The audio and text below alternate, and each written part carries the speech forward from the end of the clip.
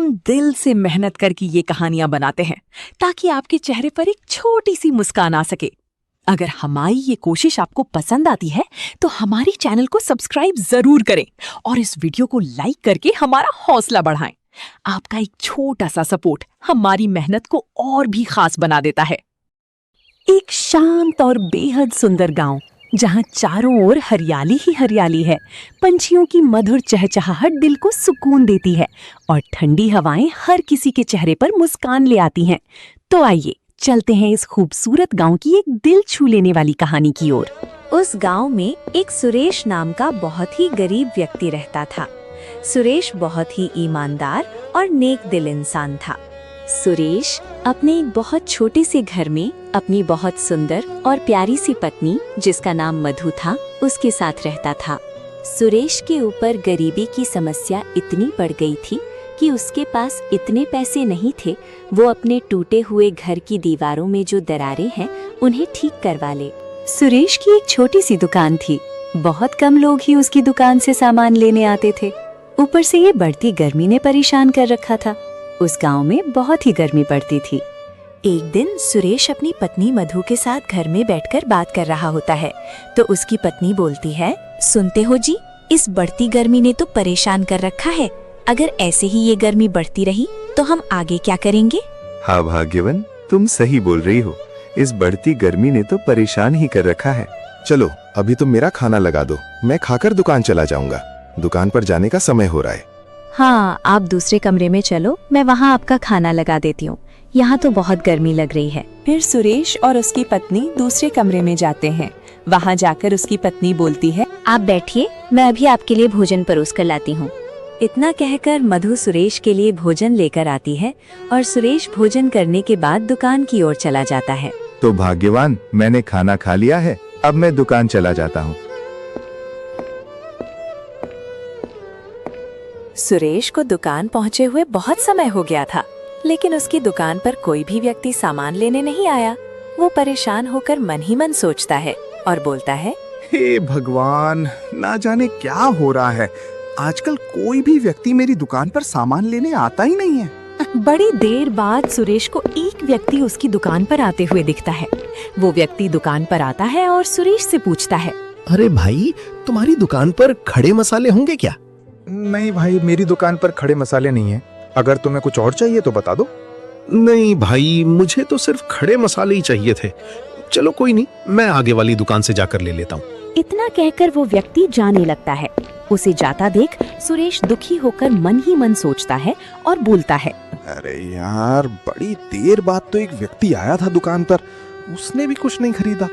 ऊपर से ये गर्मी। फिर से काफी देर तक उसकी दुकान पर कोई नहीं आता।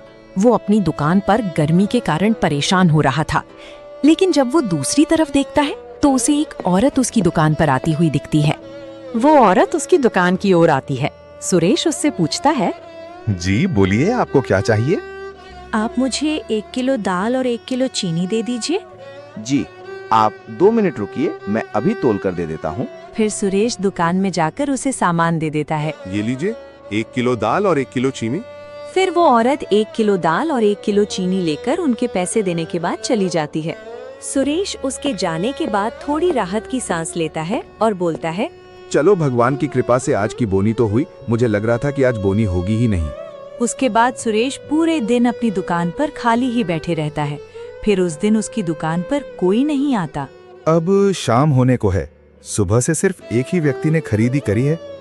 अभी थोड़ी देर और रुकता हूँ। कोई बिक्री हुई तो ठीक, वरना दुकान बढ़ाकर घर चला जाऊंगा। वो थोड़ी देर और इंतजार करता है, लेकिन कोई भी व्यक्ति उसकी दुकान पर खरीदी करने नहीं आता।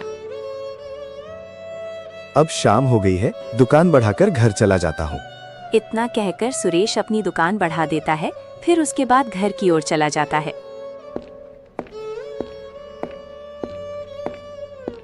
सुरेश थक हार कर घर पहुंचता है।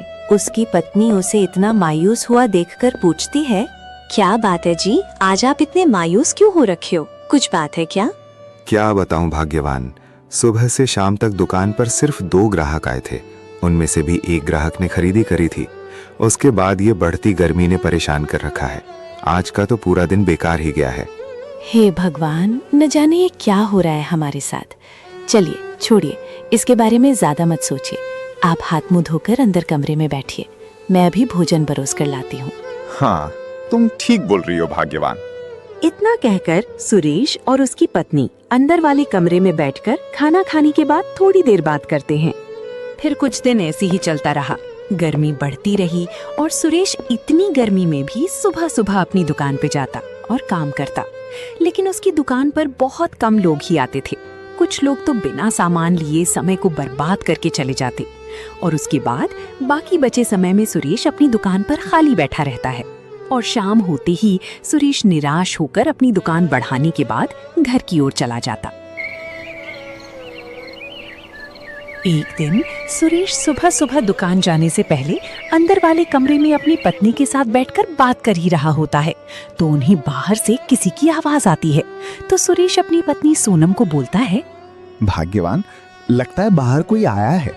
तुम जरा बैठो, मैं देख कर आता हूँ कौन है। चलिए, मैं भी बाहर की ओर चलती हूँ। इतना कहकर वो दोनों बाहर जाकर देखते हैं। इतनी भरी गर्मी में उनके घर मेहमान आए हैं।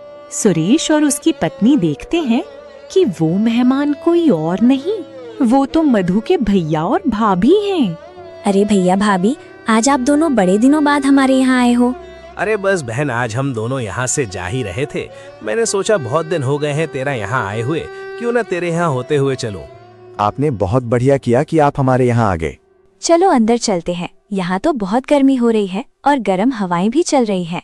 फिर वो सब अंदर जाते हैं और अंदर आते ही मधु के भैया शंकर की पत्नी रामा बोलती है, ए जी, यहाँ से बढ़िया तो बाहर खुले में ही सही थे। यहाँ तो बहुत ही ज्यादा घुटन हो रही है, मेरा तो दम निकले जा रहा है। रमा की ये बात सुनकर सुरेश मन ही मन सोचता है, अरे कैसे लोग हैं ये। एक तो इतनी गर्मी में इन्हें अपने घर में चैन नहीं मिल रहा, फिर दूसरों के घर जाकर उन्हें परेशान करो। भैया भाभी, आप दोनों अंदर वाले कमरे में आ जाओ। इस कमरे में चूल्हा जलाते हैं, इसलिए घुटन हो रही होगी। अरे कोई बात नहीं बहन, ये तो इसलिए बोल रही है क्योंकि इसे पंखे में रहने की आदत है और यहाँ पंखा नहीं है। कोई बात नहीं, वैसे भी हम तो सिर्फ 1-2 दिन के लिए आए हैं। अंदर आ जाइए, वहाँ आपको अच्छा लगेगा। और 1-2 दिन ही क्यों, आपका जब तक मन हो आप तब तक रुकिए। आप इसे अपना घर ही समझिए।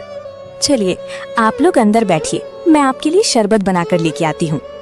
फिर वो सब अंदर वाले कमरे में जाते हैं और शरबत पीने के बाद आराम से बात करते हैं।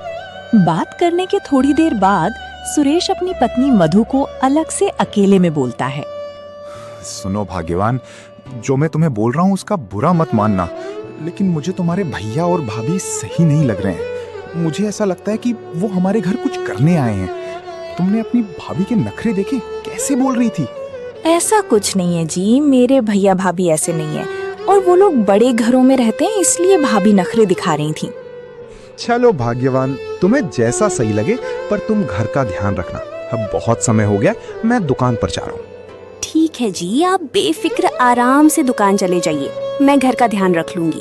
अपनी पत्नी की ये बात सुनकर सुरेश बेफिक्र होकर दुकान की ओर चला जाता है। सुरेश के दुकान निकलने के बाद उसकी पत्नी देखती है कि उसकी भाभी रमा दूसरे कमरे में अकेली बैठी हैं। वो उनसे पूछती हैं, अरे भाभी, क्या बात है, आप अकेली क्यों बैठी हो? आवाज लगा लेती या अंदर ही आ जाती। अरे नहीं नहीं दीदी, ऐसे अच्छा नहीं लगता। अगर मैं अंदर आ जाती, आप और भैया अंदर थे, मैंने सोचा कुछ बात कर रहे होंगे, इसलिए मैं यहीं बैठ गई। आप भी यहीं बैठ जाओ। अरे ऐसा नहीं है भाभी, आप आ जाते, कोई बात नहीं। चलो अब यहीं बैठकर बात कर लेते हैं, न जाने फिर कब ऐसे बैठकर बात करने का मौका मिलता है। फिर मधु भी अपनी भाभी रमा के पास बैठ जाती है और बात करने लगती है। उन्हें बात करते करते घंटों लग जाते हैं और उन्हें पता ही नहीं चलता। लेकिन उसके बाद भी वो दोनों वहीं बैठे बात करते रहते हैं। थोड़ी देर बाद मधु बोलती है, अरे भाभी, पता ही नहीं चला कब हमें बात करते हुए घंटों बीत गए। सही बोल रही हो दीदी, जब बड़े दिनों बाद बात करने बैठते हैं तो समय का पता ही नहीं चलता। चलो भाभी, आप जरा थोड़ी देर बैठो, मैं अभी जरा पड़ोस से कुछ काम है उसे करके आती हूँ। ठीक है दीदी, आप अपना काम करके आ जाओ, मैं यहीं हूँ। या फिर एक काम करिए भाभी, आप भी मेरे साथ चलिए। नहीं नहीं दीदी, आप आराम से अपना काम करके आ जाओ, मैं यहीं बैठी हूँ। ठीक है भाभी, आप थोड़ी देर मेरा इंतजार करिए, मैं काम करके आती हूँ। इतना कहकर मधु अपने काम के लिए घर से निकल जाती है और फिर रास्ते में उससे उनकी एक पड़ोस की जानने वाली अम्मा मिलती हैं। वो मधु से पूछती हैं, अरे मधु बेटा, क्या बात है, आज बड़े दिनों बाद घर से बाहर निकली हो, कहाँ जा रही हो? और क्या बात है, सुबह सुबह तुम्हारे यहाँ से बहुत आवाज आ रही थी, लगता कोई मेहमान आए हैं। अरे बस कुछ नहीं अम्मा, यही पड़ोस में कुछ काम था, वही जा रही थी। हाँ, मेरे शंकर भैया और रमा भाभी आए हुए हैं। अरे मेरे बेटे ने इस शंकर के बारे में मुझे बताया था। अम्मा, आपने क्या सुनाया अपने बेटे से मेरे शंकर भैया के बारे में? कि ये अब अपना घर छोड़कर भागता फिर रहा है। इसने अपने गांव में सबसे कारोबार के नाम पर पैसे उधार ले रखे थे, अब दिए नहीं जा रहे हैं, इसीलिए भागता फिर रहा है। नहीं, मेरे भैया भगोड़े नहीं है और वो ऐसा काम कभी नहीं कर सकते। तूने इसकी पत्नी रमा को देखा है? सोने चांदी के कितने जेवर पहन रखे हैं। मैंने सुना है ये सारा सोना चांदी इन्होंने लूट लूट कर जमा किया है। बेटा, मैं तो तुझे इतना ही कहूंगी कि अपने घर का ध्यान रखना। नहीं अम्मा, आपने कुछ गलत सुना है। मेरे भैया भाभी ऐसे नहीं हैं। मुझे अपने भैया भाभी पर पूरा विश्वास है। मधु को अपने भैया भाभी पर पूरा भरोसा था, लेकिन अम्मा की कही बात मधु को परेशान कर रही थी। वो अपना काम छोड़कर सोचती सोचती अपने घर की ओर चली जाती है। उसे जाते देख अम्मा मन ही मन सोचती है और अकेले में बोलती है, अरे ये गांव के सीधे लोग, इन्हें कुछ भी बोल दो। ये पहले तो विश्वास नहीं करते, लेकिन बाद में इस पर सोचते जरूर है। मधु घर पहुंचकर देखती है कि उसकी भाभी वहाँ नहीं है और मन में विचार करके बोलती है, अरे कहीं अम्मा की बातें सच तो नहीं? नहीं, मेरे भैया भाभी ऐसे नहीं हो सकते। अंदर जाकर देखती हूँ, भाभी वहीं होंगी। वो अंदर जाकर देखती है कि रमा अंदर अकेली बैठी है और उससे पूछती है, अरे भाभी, आप यहाँ अकेले क्या कर रही हो? और भैया कहाँ हैं? पता नहीं कहाँ गए, अभी तो यहीं थे, लगता है बाहर गए टहलने। मधु शंकर को देखने बाहर जाती है। वो बाहर आकर देखती है कि शंकर घर के पीछे की तरफ जा रहा है। वो उसे आवाज देकर बुलाती है और बोलती है, भैया, घर के पीछे कहाँ जा रहे हो? कहीं नहीं बहन, मैं तो बस पीछे वाली दीवार देखने जा रहा था जिस पर ज्यादा दरारें हैं। दीवारें बाद में देख लेना, चलो खाना खा लो, आपने सुबह से कुछ नहीं खाया है। फिर शाम होते ही सुरेश भी अपनी दुकान बढ़ाकर घर आ जाता है और मधु उसे ये सारी बात बताती है। और फिर सुरेश बोलता है, मैंने तुम्हें पहले ही कहा था कि मुझे ये दोनों सही नहीं लग रहे हैं।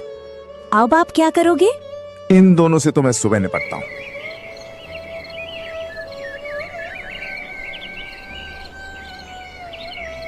फिर सुबह होते ही सुरेश मधु के साथ उन दोनों के पास जाता है और उनसे सवाल करने लगता है।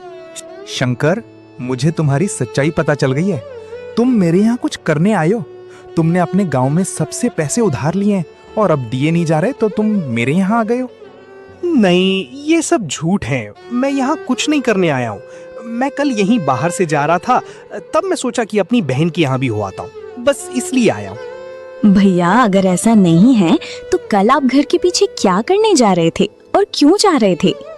हाँ, मेरे बारे में ये सब बातें सच हैं कि मैंने पैसे उधार लिए हैं और मैं यहाँ कुछ करने आया हूँ, लेकिन मैं किसी गलत इरादे से यहाँ नहीं आया हूँ। बहन, मुझे ताऊजी ने ये बताया था कि तुम्हारे घर के पीछे 3 फुट नीचे एक सोने से भरा कलश दबा हुआ है। मैंने सोचा मैं उसे निकालने के बाद तुम्हें बताता। और अगर तुम्हें मेरे पे अभी भी विश्वास नहीं हो रहा है तो अभी पीछे चलकर खोद लेते हैं। दूध का दूध, पानी का पानी हो जाएगा। चलो अभी खुदने चलते हैं, देखते हैं तुम्हारी बात में कितनी सच्चाई है। फिर वो सब घर के पीछे चले जाते हैं खोदने के लिए। फिर वो पीछे आकर खोदते हैं और उन्हें कलश मिलता है। वो उसे लेकर सीधा घर के अंदर आते हैं। उस सोने चांदी से भरे कलश को देखकर सुरेश और उसकी पत्नी शंकर और रमा से माफी मांगते हैं। शंकर, तुम मुझे माफ कर दो। मैंने गुस्से में आकर तुम्हें और रमा को ना जाने क्या क्या बोल दिया। ये सारा धन तुम ले जाओ, इसके असली हकदार तुम हो। कोई बात नहीं, मुझे ये सब पता है कि अपने पड़ोस की अम्मा के कहने में आकर ये सब किया। इसमें आपकी कोई गलती नहीं। इसमें से आधे सिक्के आप ले लो, आधे मैं अपने कारोबार को चलाने के लिए ले लेता हूँ। भैया भाभी, मुझे माफ कर दो। मैं भी पड़ोस की अम्मा के कहने में आकर क्या क्या बोल दिया। कोई बात नहीं दीदी, ऐसी छोटी छोटी बातें घरों में होती रहती हैं। फिर वो खुशी खुशी उस सोने चांदी को आपस में बांट लेते हैं।